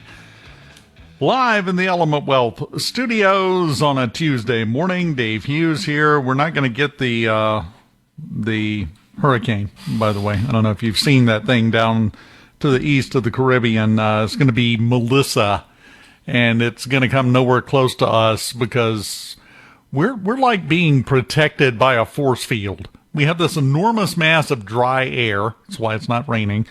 And it's just going to bounce off of that and go up to the northeast. So when you see, once again, I've seen one or two, not as many this time, but when you see the fear-mongering scare posts on the Facebook explaining that there's a hurricane coming and we're all going to die, yeah, it's bull. This is apparently my bull day, Rhino. Nothing wrong with that. I have called quite a few things out as bull. And that's because, unfortunately, we have no shortage of things that are bull. That many times just require a response of your mom. I'm never going to get off of that, by the way, because it's just perfect. Saw something. As a how do I put this? Because I'm certainly not trying to upset you. As a person of younger years and less experience, is that acceptable? I mean, you could just call me young. Yeah, well, I'm old, so yeah, that makes perfect. Let's just call everything what it is at this point. I am watching with interest because I don't know if you saw the story that came out, actually came out yesterday. Lower income Americans are missing car payments, a sign that they are struggling. I think it said 6% of those that are in the lower income brackets are at least 60 days late on their car payments. This is not overly surprising due to the problems between income and outflow monetarily for a lot of people. It's also not surprising, but it's a little depressing. I've got one response to that article that I'm looking at right here on X. And this is an older lady posting. Says, why do lower income Americans have car payments? Growing up, we had beaters because we were lower income. And even when I started at a well-paying law firm, my car was used. $3,000. Didn't have car payments for another 3 years until I got my finances in order. Honey, you are so disconnected from planet Earth at this point because you go find a $3,000 used vehicle sitting in somebody's yard right now, you're going to put at least another $3,000 to $5,000 in it just to get it running properly or to keep it running. That's kind of the way it works. I go back to, as many people have, Cash for Clunkers. You remember, I think you would probably remember that, Rhino. Oh, yeah. I mean, that was before I started talking politics for a living, but I do remember well the Cash for Clunkers fiasco. Yes, bring in your current vehicle earlier than a certain year, and we will destroy it.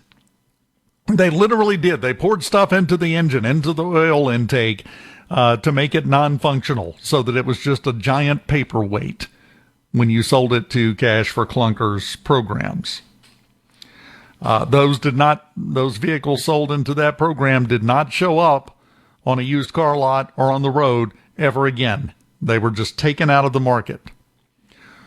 That created an enormous gap years. Is kind of like, kids, and this is still a foreign concept to me, kids going to college and they decide to take a gap year and just go, do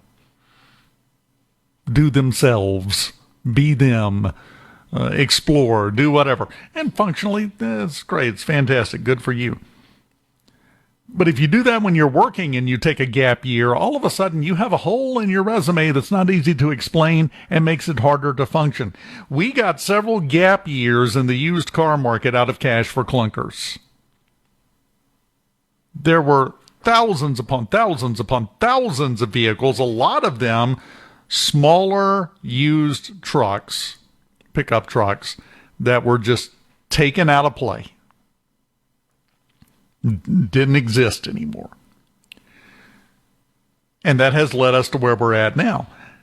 I'm getting really tired of the people who came up and they bought a vehicle for 6 raspberries and a friendly handshake and smile, and now can't understand why anyone would have a car payment.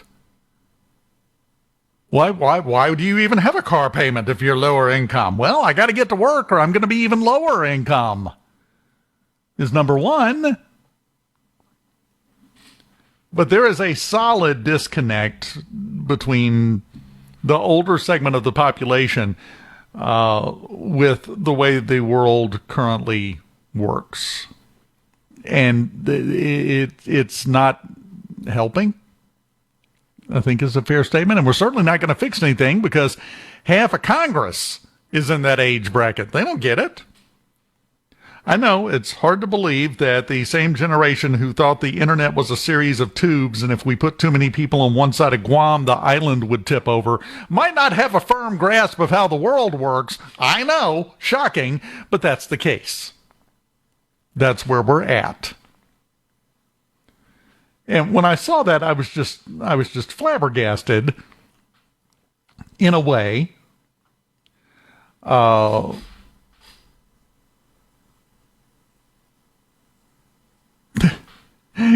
The average price of a used vehicle in America, according to Kelley Blue Book, do you know what it is right now? Take a guess. For a used vehicle, the average cost. 15, 20,000? $25,512. That sounds about right. The most difficult to find are vehicles selling for under $15,000. Well, why don't you just go get a $3,000 beater like I drove? Well, because I'm not growing up in the 70s. I'm not currently trying to get my life straight in the early 80s. That's why. It was a different world. Well, the other thing to remember is that the used cars of today that are, say, 10, 15 years old are much more complicated under the hood than used cars were in previous generations. My dad and I actually learned to drive on an old Ford step-side pickup truck, 60s model, early 60s model that he got from his dad. 3 on the tree, because my dad was determined I was going to learn to drive stick first, and then I could drive anything, and he was right, as he usually was. But he used to go out and work on it because something would go wrong, needed something done.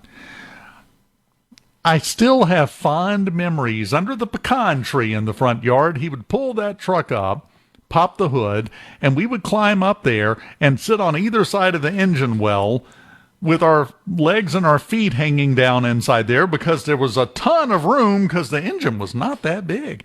That truck pulled a boat to the lake more times than I can count, pulled trailers full of stuff. It had plenty of power.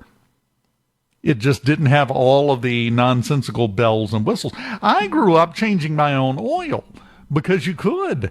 I mean, technically you could now, but it's a different situation now. Once you get under the hood of a vehicle, you open the hood of a vehicle and it's like you're interning at NASA these days. So I think you make a very good point there. Well, I mean, just look at something as simple as changing your spark plugs. Up until a certain point in time, that required take the cable off, unscrew the spark plug, put a new one in, put the cable back. I mean, I get it. You had to check the depth and the gap and all that. Like, there's other little ticky-tack things you had to be worried about. But in simple terms, it was cable off, spark plug out, replacement in, cable on. Yes. Nowadays, on a lot of cars, you're basically taking apart half the engine to get to the freaking spark plugs. There are some models of vehicles, and I found this out one time when I went to change a battery for somebody. The battery is in the wheel well. You have to take the entire fender off, the entire front quarter panel off to get to the battery to change it. We are no longer living in the world we used to live in, especially when it comes to vehicles. So we need to drop a little bit less of the why don't you do what I did when I was your age thing, because I'm going to be honest, the blueberry crop wasn't that hot this year, and I can't use what I got to pay for anything, much less a beater car and a house. We continue on this Tuesday morning, right after. And now, the talk that keeps Mississippi talking. Now, on to the real part. Dynamite! On SuperTalk, Mississippi. Oh, mama, I can hear you a-crying. You're so scared and all alone. Hangman is coming down from the gallows, and I don't have very long.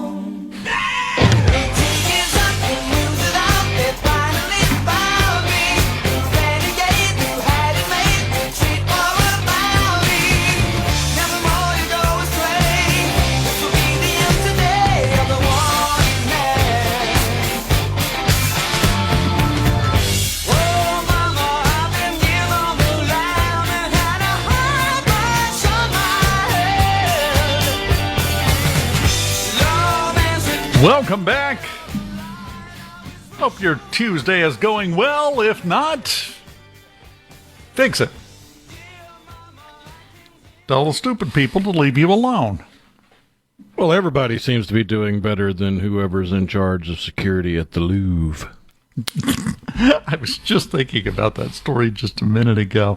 It's like something out of one of the Ocean's 11 movies, except it wasn't that complicated. They got on a lift, went up where some work was being done, cut out a window, and went down. They were in and out and stole the French crown jewels in like 5 minutes. I've seen reports of 4 minutes. I've seen reports of 7 minutes. At that point, does it matter? You broke into the Louvre and stole the French crown jewels in under 10 minutes. That's really, really impressive in a way, isn't it? But here's, and now apparently they are calling the director of the Louvre up to testify in front of the government in France to explain what happened. But you have to realize something. This sounds like a big deal. She's probably going to lose her job, by the way, DEI hire, but welcome to planet Earth, and especially France right now. They've got their whole set of issues over there. The Louvre does not have a history of being an airtight, impregnable fortress. I'll put it like that. There have been plenty of thefts. The biggest one was when the Mona Lisa was stolen because somebody walked in and stuck it in their backpack and walked out. Mona Lisa's not as big as you think it is, by the way. And they just stuck it in their backpack, walked out the door. Security at the front door said, "See you, Bob." And they walked off. And that led to heightened security and all of those things, because that happened what was it, the 70s, I think? No, that was pre-World War I, because if I'm you're not mistaken, right. Picasso was considered a suspect. Why is that not a TV show? If we're going to do alternate histories and fantasy worlds, I need to see one where it turns out Picasso did steal the Mona Lisa. So it's not unusual.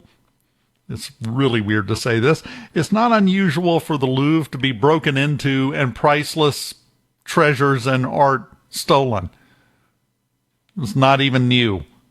Well, they got back one of the crowns. It was found broken in the gutter right outside.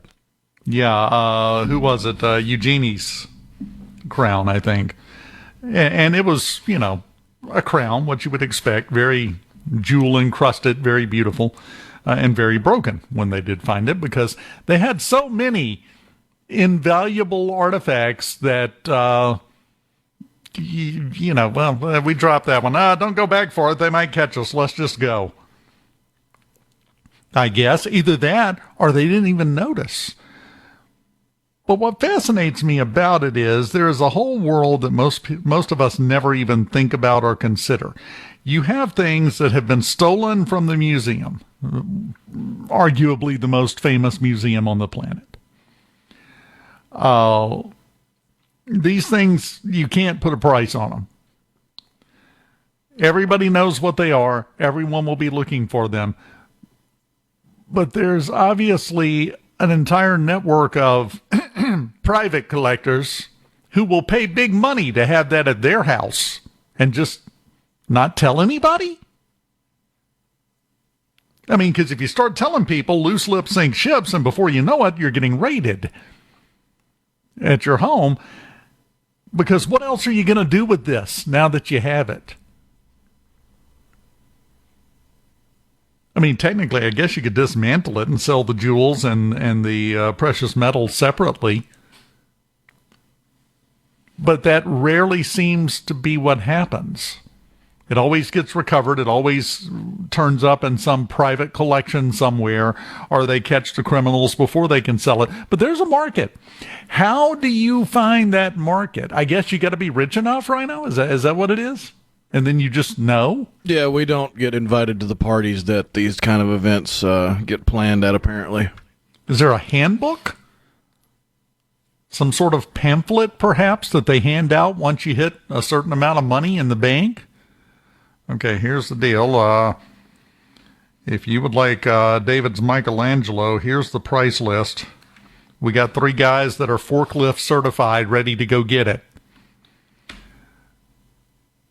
It just fascinates me that, and this isn't fiction, this isn't some sort of Hollywood invention, this is the real world. That there are people out there looking to get something like this and just put it at their house. Not to show off, obviously, or they get busted pretty quick. The help is going to turn you in for the reward money. But that does bring your thoughts around to motivations in general. Those people that are potential buyers for these kind of objects, they have motivations that aren't understandable to people like you and I, Rhino. I mean, I get it on an intellectual level, but as far as actually feeling it and truly understanding it, that's a high mountain to climb. That's people in general. Everybody you meet has some motivation, has something that interests them, something that drives them that you couldn't understand if you got a running start and had a Sherpa guide. Because it's their motivation, not yours. But we have come around to the point, and the whole thing with Karen's exemplified this perfectly. We've come around to the point societally in America where everyone thinks that their motivations should be everyone else's motivations, should be the way they look at things. Human beings have never worked that way, and they never will. Some people are going to do stupid stuff for what they think are non-stupid reasons. There's never been a time in history when that didn't happen. They're going to do things that from the outside look absolutely ridiculous. But they have their reasons. They might not be good reasons, but they have their reasons. And this is, I'm kind of tying back into what we talked about with George last hour. This is the flip side of the coin of not listening to the people that are trying to radicalize you and drive you towards taking violent action or doing things that other people look at and go, well, that's stupid. Why would you do that? That's horrible. Well, they had their reasons. Weren't good reasons, but they had their reasons. There is a flip side to that. Yes, a lot of people get led down that path by people who are telling them what they should think, what they should believe, and how they should act. We got a lot of people, the majority of people right now in society, that is the way they function all day, every day. You believe what I tell you to believe, and you do what I tell you to do, or we're going to have a problem. You boil it down to its most basic form, I think that's a big driver in some of the strife and the problems that we're having right now, Rhino. That and a plethora of room temperature IQs. Well, yeah, we've discussed. Might get into that tomorrow. Because we've talked about that before, you and I. The average IQ is, fun fact, not going up. If you go look at the stats, it's not increasing. People are getting dumber, which means the things that are done and the reasons they're done for are getting dumber too. It's all a function of that one same process. You know, I woke up this morning and I said, maybe we'll do a show on Bigfoot. I don't know, just something fun, something light. Well, I blew that one, didn't I? It has been nonstop problems. But that's a description of life in the year 2025. The Element Wealth Studios, we may have to hose this place out before we're done today. You can go to myelementwealth.com or call them at 601-957-6006 to let Element Wealth help you find your balance between income, growth, and guarantees. You're welcome in advance. The final segment of today's edition of Middays on the way next for this Tuesday. Keep it here.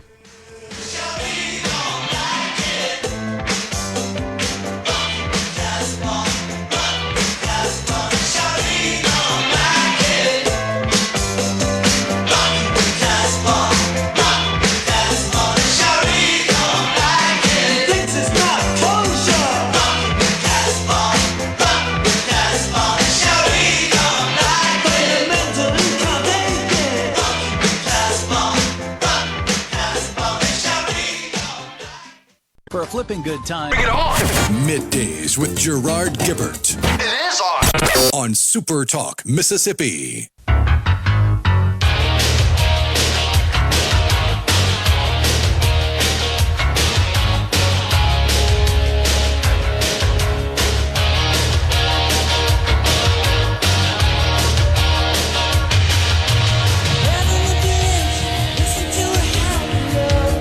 You know, you go out, you chop down a tree, you take the log, you strip all the bark and the branches off, and you hollow it out, and you make a canoe. You made it with your own little two petty paws. Then one day you decide, well, as it turns out, I don't like canoeing, and you sell it to somebody. You don't then get to go over and criticize how they're using the canoe you built, because it's not yours anymore. The AI video that I talked about earlier that showed President Trump piloting a fighter jet and dumping poop all over the No Kings protesters used that song, Highway to the Danger Zone, from Top Gun. Kenny Loggins has come out, the guy singing it, and demanded that they stop using his song and that kind of thing he did not approve. There's one problem. Several years back, Kenny Loggins sold the rights to his music catalog. That's no longer his canoe. He doesn't get to tell anybody what they can and can't do with it, but he feels like he can. That's where we're at right now. So when you hear that, and by the way, breaking news, apparently Kenny Loggins is still alive. I didn't know. Had you heard anything from him in a while? It's been a minute, yeah. Yeah, he just kind of, man, his career ran a great career, had some great songs. He and Steve Perry, that song Don't Fight It, that's one of my favorite songs. Love that song. But he now doesn't get to come forward and say, stop using my music. It's not your music. It's you on it, but you sold it. You may have built the canoe, but you don't own it anymore, and it's no longer your business what is done with it. It's that simple. Pretentiousness is running rampant. Tomorrow, by the way, I want to get into this tomorrow. I'm going to tease it now, Rhino. I don't know if you heard about this. There is a new study out, more of a scientific investigation. It has been published and peer-reviewed. Back before we made it into space, before Sputnik was even up there, nothing was there. The observatory at Palomar used to take pictures, plates of the sky, the stars, regularly, every day. Well, this team started going through it, and they noticed something weird. In the 1950s plates, they were finding lights, glowing objects that appeared and disappeared just a few minutes later. They did an analysis, and they have determined, and again, peer-reviewed scientific study, that those flashes were sunlight reflecting off of something in orbit before humans had put anything in orbit. Roll that one around in your head for a minute. Again, this was before we had anything, and Sputnik was not in orbit yet. We had sent nothing up. There was nothing in orbit, and there are multiples. One plate that I've seen had 3 of them in one picture. One of the days where that happened was the same weekend as the big UFO wave in Washington, D.C. back in 1952. Does this give a definitive answer to the whole UFO thing? Of course not. Does it give us a peer-reviewed, scientific, definite, factual study from before we had anything up there that something was up there? Yeah. So now, get busy. I give you working time between now and tomorrow to figure out what it could have been if it wasn't from something or somewhere else. Because it wasn't just one. You can explain away one. You can explain away 2 or 3. Dozens. And they have determined it was sunlight reflecting off of something shiny that was in orbit around Earth in the early 1950s. So I would love to hear, again, got some working time between now and tomorrow. We'll talk about it more tomorrow in depth because you know this is my thing. Rhino gets tired of hearing me talk about this sometimes, but oh well. What's your explanation for that? Again, this is not some lunatic.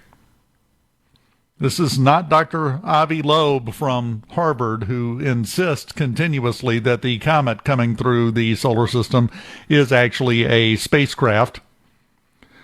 I'm not saying he was wrong, but come on, you got to have some kind of proof other than because I said so, bro, which is kind of what we're getting at this point. I'm talking about a scientific team no one's heard of. They don't have a book. They're not doing the talk show circuit. They just noticed something and said, wait a minute, and started investigating it. It has now been published. It has now been peer-reviewed and verified. So what shiny things were in orbit around Earth in the early 1950s before Russia sent Sputnik up, our first official orbiting object man-made by planet Earth? What was it? We'll talk more about it tomorrow. And it'll probably get loud because apparently this is the week for that for me. I don't know why. Rhino, enjoyed it as always. Thank you so much, dude. You do a wonderful job. Oh, yeah. And we will do this again tomorrow morning. 10:06 on Middays, my friend. I'll see you then.